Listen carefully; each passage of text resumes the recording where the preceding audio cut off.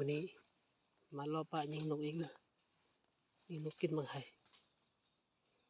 มากับเพื่อนสองคนนี่นะมาแต่เช้าไม่ได้ล้างหน้าเมื่อเช้านี้ลืมถ่ายให้เด้อพอดีมาฮอด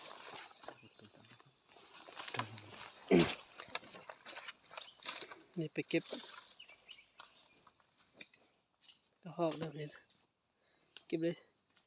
บได้3 ตัวนี่นะยิงได้3 ตัวนะมันนี่ลืมถ่ายให้เมื่อเช้านี่นะเราเล็ก3 ตัว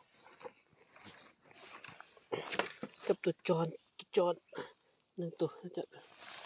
1 ตัวใหญ่สุด2 ตัว3 ตัวประมาณสุดเมื่อเช้านี่แล้วก็ตัวจอนอีก2 ตัวอีกเนาะเนี่ยจอน2 ตัวนก3-4 ตัวอีกเช้านี่นะมากับเพื่อน2 คนซะ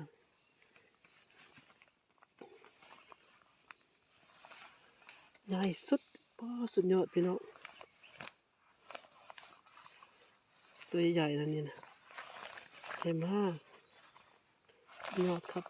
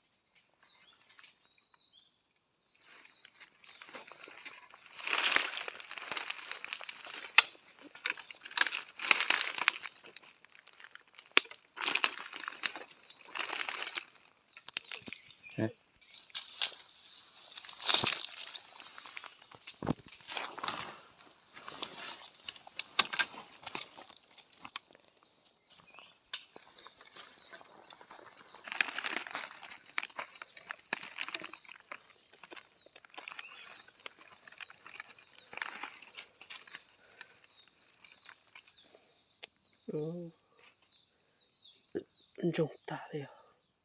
มุนมาดิคุกเลยสุดยอดครับเมื่อเช้านี้มีกระหอกแดง3 ตัวลืมถ่ายให้ตอนยิงไม่ทันถ่าย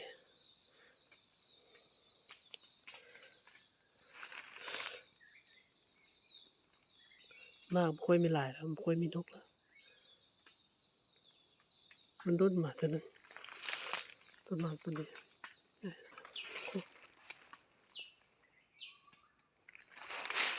อีกตัว2 ตัว2 ตัวด้วยสุดยอดครับพี่น้อง2 ตัวเลยใหญ่นกครบใหญ่ตัวนี้นะสนิทเหลืองปลึกปันไดตัวละเอาตัวละไอตัวตะกี้น้อยขวด2 ตรงใหญ่อยู่ขวา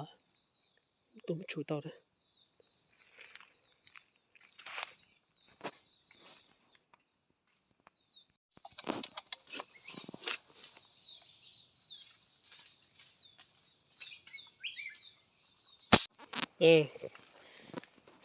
วันนี้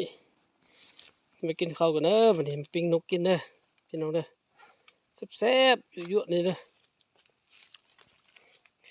ปิ้งนกปิ้งกระหอกเลย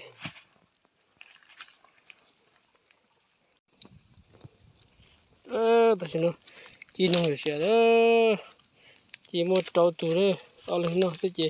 จีเตาตัวพี่เจถึงเนาะเด้อโอ้แซ่บเลยเนาะแซ่บสุดเลย มันโอ้แซ่บแท้แซ่บบาดเดินไปกินกันเด้อพี่น้องเด้อ ชวนเชียร์มันกินหมด